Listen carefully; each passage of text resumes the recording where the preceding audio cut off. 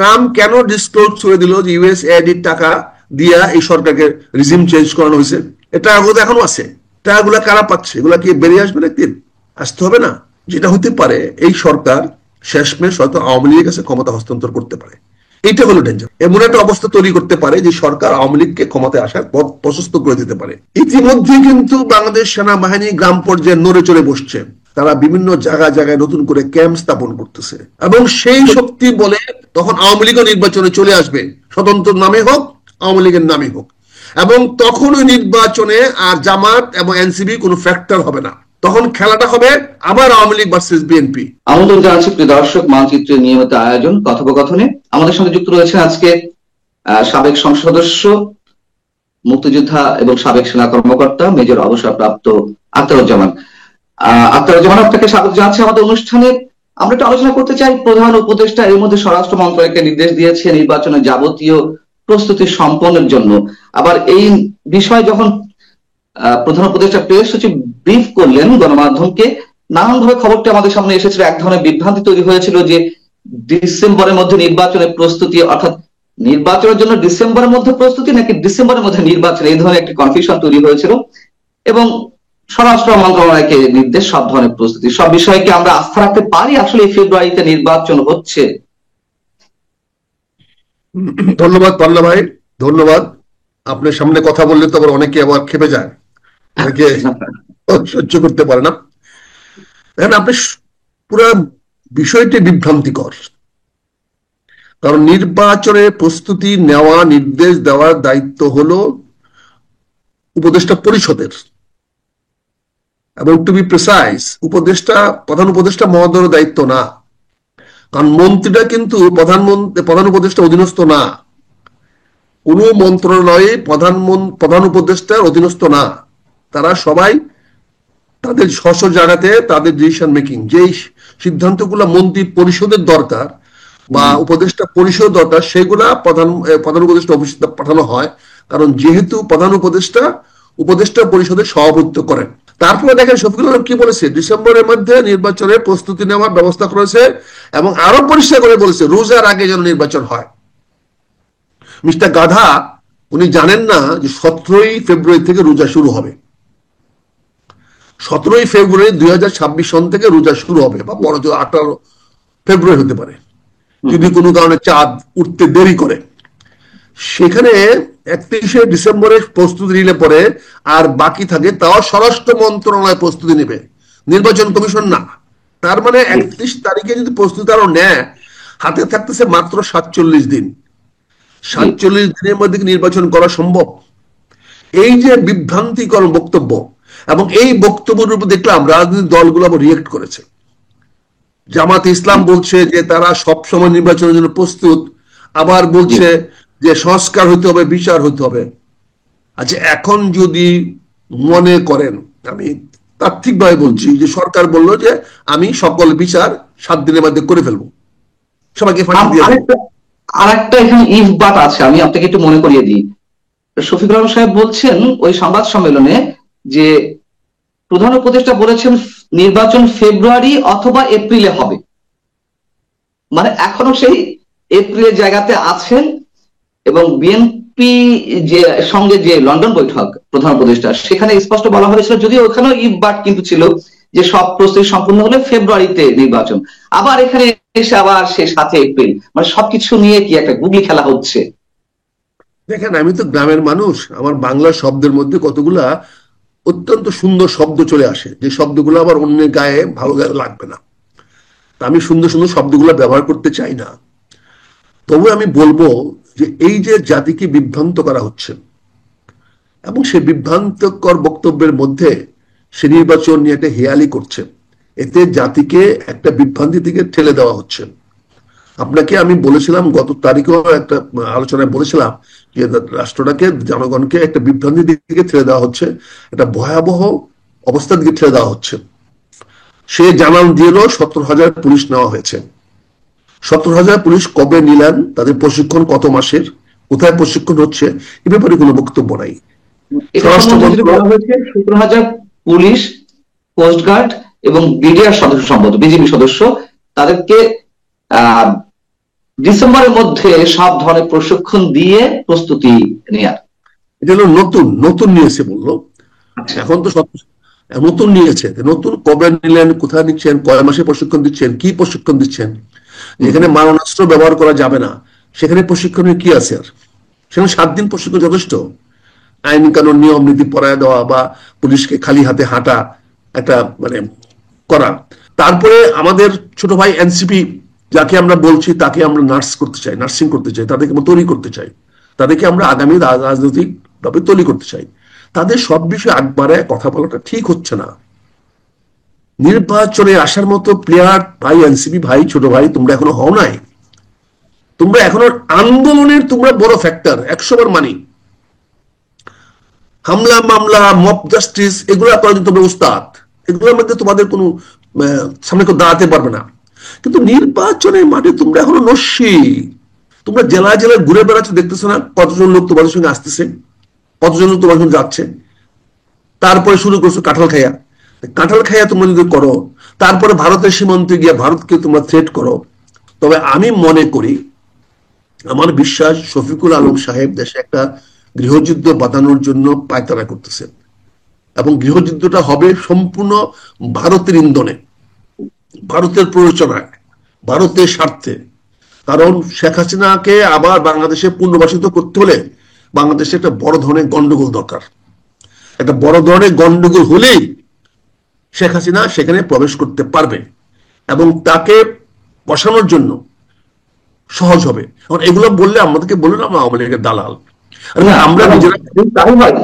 আমি যদি একটু প্রশ্ন করি, যদি তাই হয়, ভারত এটি চাইছে বা শেখ হাসিনা এস্টাবলিশমেন্টের জন্য প্রয়োজন, তাহলে এটা যদি অন্য সবাই বুঝতে পারে, এটা কি শফিকুল আলম সাহেবরা বুঝতে পারছেন না যে তারা কোন ফাঁদে পাচ্ছে এবং যে মব ভায়োলেন্সের সৃষ্টি হচ্ছে, একটা অস্থিতিশীল অবস্থা, চরম একটা অস্থিতিশীল অবস্থা, তাতে তো সেই দিকে আপনি যেটা মন্তব্য করছেন যে গৃহযুদ্ধের দিকে যাচ্ছে দেশ, তারা তো সেদিকেই নিয়ে যাচ্ছে। তাহলে তারা কেন এটা বুঝতে পারছেন যে এই অবস্থা সৃষ্টি হলে, এরকম একটা আনরেস্ট তৈরি হলে তাতে তৃতীয় পক্ষর সুবিধা হবে? খুব সুন্দর কথা বলেছেন। তৃতীয় পক্ষটা কে?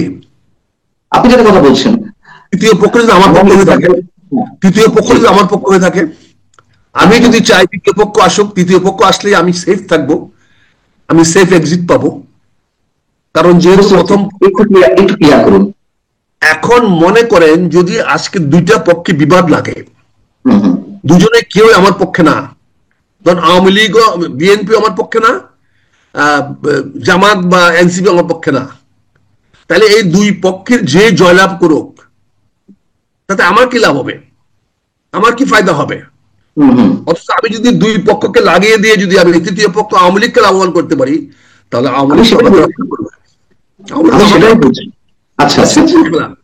সিম্পল খেলা, সিম্পল খেলা। কারণ আমি তখন বলতে পারবো যে ভাই তোমাকে তো আমি আনছি। দেখেন 3টা ঘটনা খুব দ্রুত ঘটে গেছে গত কয়েক মাসে। একটি ঘটনা হলো এই সরকার কোনো ভালো বাজেট দিতে পারে নাই, জনগণের প্রত্যাশা মতো বাজেট দিতে পারে নাই। দ্বিতীয়ত মনের উপরে খাড়া ঘা, মার্কিন যুক্তরাষ্ট্রে শক্তি দিয়ে এই সরকার টিকে থাকার একটা বাহানা দেখাচ্ছিল। মার্কিন সরকার এই সরকারকে আনছে, সেই মার্কিন সরকার 25-35% ট্যারিফ বসিয়ে দিয়েছে, শুধু না বলছে এটা নিয়ে কোনো আলোচনা করবে না, এটা নিয়ে আলোচনার কোনো স্কোপ নাই, এটা হবে, তোমরা পালন করো, পালন করে আমেরিকার সঙ্গে ব্যবসা বাড়াও, আমেরিকাতে আসো, এখানে ব্যবসা বাণিজ্য করো, অথবা আমেরিকার দ্রব্যের ট্যারিফ কমাও। যদি এছাড়া অন্য কারোর সঙ্গে কথা বলো, এমনকি কারোর সঙ্গে কথা বলতে যাও, তাহলে পানিশমেন্ট দিবে সে। এখানে আমরা দেখেন এই ধরনের চাপের মুখে কেন রাখছে এই সরকার? তো মার্কিন সমর্থনেই টিকে আছে, এটা ওপেন সিক্রেট। এখন মার্কিন সমর্থনে বাইডেনের সমর্থনে আসছিল, বাইডেনের ডেমোক্রেটদের সমর্থনে আসছিল। আপনি বলছেন ট্রাম্প প্রশাসন এই সরকারকে পূর্ণ সমর্থন দিচ্ছে না? কেমনে করবে? ট্রাম্পের এগেইনস্টে ইউনূস সাহেব চাঁদা দিয়েছে, হিলারি ক্লিন্টনের নির্বাচন করেছে, সে ডেমোক্রেটদের সঙ্গে তাদের উঠা বসা, হিলারি ক্লিন্টন বা ক্লিন্টনের সঙ্গে তার উঠা বসা। সে ট্রাম্প তো জাত শত্রু, সে কেন দিবে? আপনি দেখেন নিউ ইয়র্কের এখানে রাজনীতির মধ্যে চর্চা থাকে এই ধরনের হিসেব। মার্কিন মূল্যকেও কি এই ধরনের হিসাব তারা রাজনীতির ক্ষেত্রে বিবেচনা রাখে? ওরা তো মানুষ। আপনি দেখেন না ট্রাম্প কি বলছে, সে ওই যে মেয়র, যে জনপ্রিয় মেয়র হয়ে যাচ্ছে নিউ ইয়র্কে, তাকে আমেরিকাতে বাইর করে দিবে। সে কি বলছে? পরিষ্কার বলছে তাকে আমেরিকাতে ডিপোর্ট করে দেবে। কেন? This is Trump. মুসলিম বিধায়। ট্রাম্প কেন ট্রাম্প ট্রাম্প কেন ডিসক্লোজ করে দিল যে ইউএসএআইডির টাকা দিয়া এই সরকারকে রিজিম চেঞ্জ করানো হয়েছে? এটা এখনো আছে। টাকাগুলা কারা পাচ্ছে? এগুলা কি বেরিয়ে আসবে নাকি? আসতে হবে না? কাজে আমি বলছি যে বিএনপি তার প্রপার ট্র্যাকে আছে, ধৈর্য ধরাটা সঠিক। যেটা হতে পারে এই সরকার শেষমেশ হয়তো আওয়ামী লীগের কাছে ক্ষমতা হস্তান্তর করতে পারে। এইটা হলো ডেঞ্জারাস, এইটা হলো বিপজ্জনক। মানে আওয়ামী লীগের বুঝলাম কাছে সরকার এমন একটা অবস্থা তৈরি করতে পারে যে সরকার আওয়ামী লীগকে ক্ষমতায় আসার পথ প্রশস্ত করে দিতে পারে। আপনি যেটা বলছেন আওয়ামী লীগের পপুলার, কারণ আপনি বললেন যদি বিএনপি যদি ক্ষতিগ্রস্ত হয়, বিএনপি হ্যাঁ, যদি ক্ষতিগ্রস্ত হয় তাহলে কে লাভবান হবে? আচ্ছা। না, এখন আপনি বলছেন যে সে সম্ভবত বিএনপি ক্ষতিগ্রস্ত হলে কি এনসিপি লাভবান হবে? বিএনপি ক্ষতিগ্রস্ত হলে কি জামাত লাভবান হবে? বিএনপি ক্ষতিগ্রস্ত হলে কি ওই ইসলামী দল লাভবান হবে? অবশ্যই না, না, অবশ্যই না। কারণ আপনি যদি এই সবগুলা দলে ইসলামী ভাবাপন্ন, এই সবগুলা দলে ইসলামকে প্রাধান্য দেয়। একমাত্র আওয়ামী লীগ ধর্মনিরপেক্ষ। তার মানে এখানে যদি ক্ল্যাশ হয়, এখানে যদি সংঘাত হয়, এদের মধ্যে যদি কলহ সৃষ্টি হয়, তাহলে খুবই স্বাভাবিকভাবে আওয়ামী লীগ সামনে আগায় যাবে। আমার তো মনে হয় ডক্টর ইউনূস সাহেব এবং শফিক সাহেব এবং তারা এই 2-4 জন সবাই না, অত্যন্ত পরিকল্পিত ভাবে, যেহেতু আমেরিকার সঙ্গে তার হাত নাই, আমেরিকা তাকে জায়গা দিচ্ছে না, সে ভারতকে শেল্টার পাওয়ার জন্য, ভারতের মাধ্যমে চলে যাওয়ার জন্য। কারণ এই যে জানেন, বাংলাদেশকে পালাইতে হলে ভারত লাগবে, বাংলাদেশে থাকতে হলে ভারত লাগবে। মায়ানমার আছে তো, মায়ানমারে বর্ডার আছে তো। মায়ানমার তো আপনি বলবো না, আরাকান আর্মি তো আপনাকে আরো টুকায় টুকায় মারবে। ওরা আরো কঠোর। ওই 71 সালের অবস্থা না যে তখন আপনি ওদিক দিয়ে পালায় যাবেন। মুসলিম লীগেরা পালায় গেছিল ওদিকে, জামাতরা পালায় গেছিল, এখন তো ওই পথ বন্ধ। কাজে এই সরকার দেখেন, জাপান থেকে ঘুরে আসছেন লবডঙ্গা, আজ পর্যন্ত কিছু আসে নাই, জাপানে কোনো ইনভেস্টমেন্ট আসে নাই। আপনি চীনের থেকে আসছেন, চীন এখন পর্যন্ত কিছু বলতেছে না। চীন এখন দহরম মরম করতেছে বিএনপির সঙ্গে, কথাবার্তা বলতেছে বিএনপির সঙ্গে। আপনি আমেরিকাকে বলছিলেন পোর্ট দিবেন, দিতে পারেন নাই। আপনি আমেরিকান বলছিলেন সেন্ট মার্টিন দিবেন, দিতে পারেন নাই। আপনি আমেরিকান বলছিলেন লবিং জাতিসংঘে বলছিলেন করিডোর করে দিবেন, দিতে পারেন নাই। তার উপরে পাইছেন 35% ট্যারিফ। তারপরে এখন ইন্ডিয়া থেকে যদি এই যে পানি আসা আবার শুরু হবে, এখন আবার পানিতে ভাসাবে। এখন ইতিমধ্যে নেপালে প্রচন্ড বৃষ্টি হয়েছে, সবকিছু ভেঙে যাচ্ছে। সেই পানি তো আমাদের বাংলাদেশে আসবে। নেপালের পানি, হিমালয়ের পানি তো বাংলাদেশে আসবে, আর গেট গুলা খুলে দিলে খুব তাড়াতাড়ি আসবে। তার মানে ভারত তোষণ নীতি তো এই সরকার শুরু করে দিয়েছে। এই সরকার যদি সেটা না করতে পারে, ভারতকে হাতে না রাখতে পারে, তো বাংলাদেশ পালাতেও পারবে না। পালাবে কোন দিক দিয়ে? কোন রাস্তায় তো খোলা নাই। ফলে বর্তমান সরকার অত্যন্ত সুপরিকল্পিত ভাবে ভারত তোষণ নীতি পালন করতেছে। তারা বিএনপির কাছে হাত জোর করে তারেক রহমান সাহেবকে হাতে পায়ে ধরে আপাতত ঠান্ডা রাখছে। এখন আবার শফিকুল আলম সাহেব কনফিউজিং বক্তব্য দিয়েছেন, ডিসেম্বরের মধ্যে প্রস্তুতি। আবার আপনি বলছেন ডিসেম্বরের মধ্যে নির্বাচন হবে। যা যা ভাবে, প্রথম সিদ্ধান্ত নিতে হবে এই সরকারের মেয়াদ কত দিনের, এই সিদ্ধান্ত নিতে হবে। এই সরকার বলতে হবে আগামী এই মাস থেকে 5 বা এই বছর পর্যন্ত আমরা, এইটা বলার পরে নির্বাচন কমিশন নড়ে চড়ে বসবে। সেখানে যদি হাতে সময় থাকে তাহলে বলবে যে হ্যাঁ আমি ঠিক আছে এই সময়ের মধ্যে নির্বাচন প্রস্তুতি নিতে পারবো। আর যদি হাতে কম সময় থাকে তাহলে তারা বলবে না আমাকে আরো 2 মাস আরো 3 মাস সময় দেন। তাহলে সবার আগে ডক্টর ইউনূস সাহেবকে নির্ধারণ করতে হবে উনার মেয়াদ কতদিন, উনার মেয়াদটাকে টার্মিনেট ডেট কবে। উনি যদি বলেন যে আমি 31শে ডিসেম্বরের মধ্যে সরকারের মেয়াদ শেষ হয়ে যাবে, তাহলে 31শে ডিসেম্বর থেকে পরবর্তী 3 মাসের মধ্যে নির্বাচন করতে হবে। যেহেতু উনি এই সংবিধানের মধ্যে শপথ নিয়ে উনি হয়েছেন, হবে না, হতে হবে নভেম্বরের 30 তারিখের মধ্যে সরকার ঘোষণা করতে হবে তার মেয়াদ শেষ।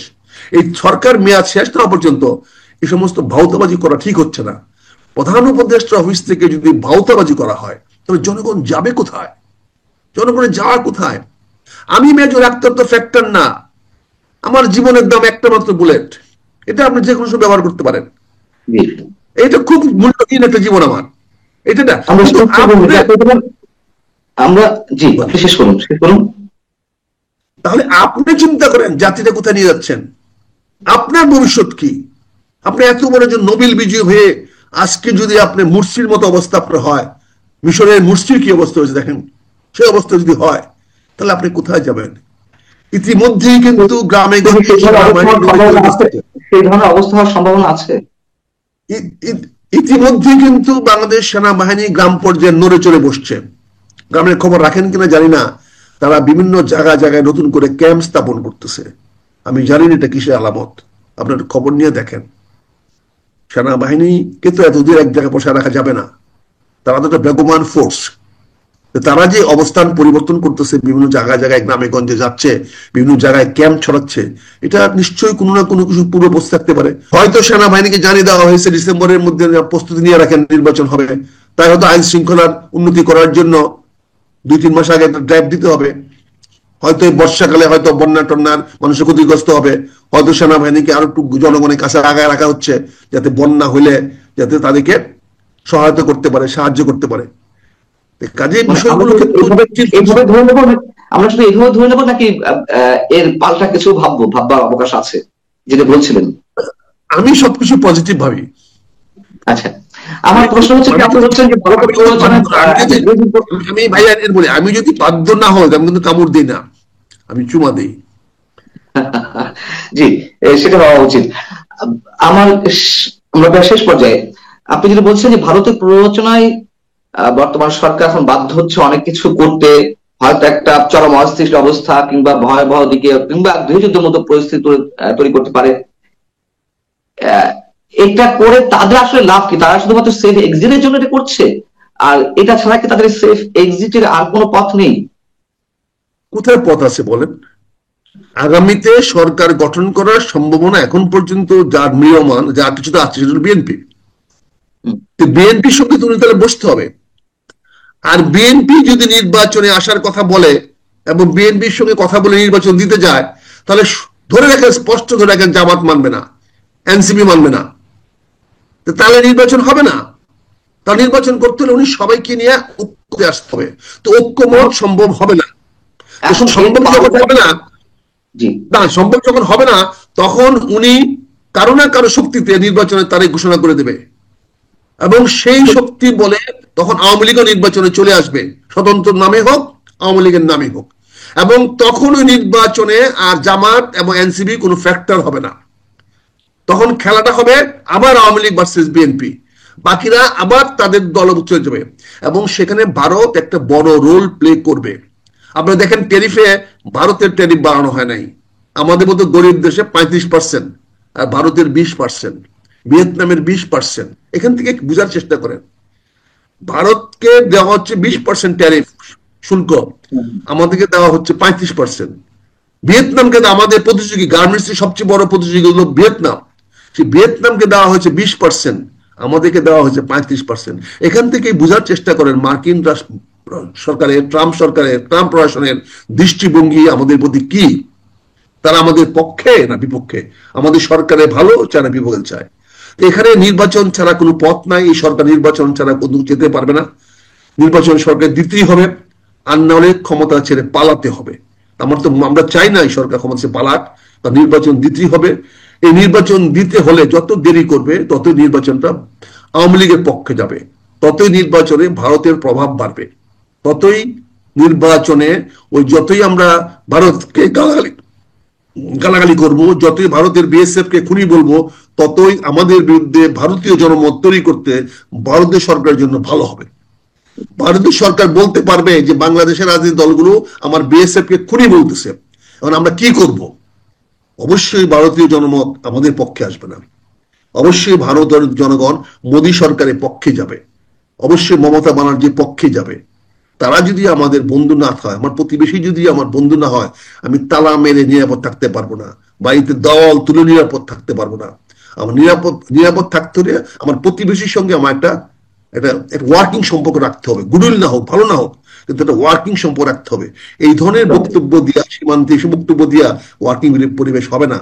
ভারত খেপলে কিছু হবে না, আমি জানি, জনগণ আছে, এই 20 কোটি মানুষ আমরা আমাদেরকে রক্ষা করতে পারবো, কিন্তু আমরা শান্তিতে থাকতে পারবো না, আমরা স্বস্তি থাকতে পারবো। অনেক ধন্যবাদ আমাদের সঙ্গে যুক্ত থাকার জন্য। ভালো থাকুন আপনি, ভালো থাকুন প্রিয় দর্শক, আপনারা সবাই। শেষ করছি, আল্লাহ হাফেজ।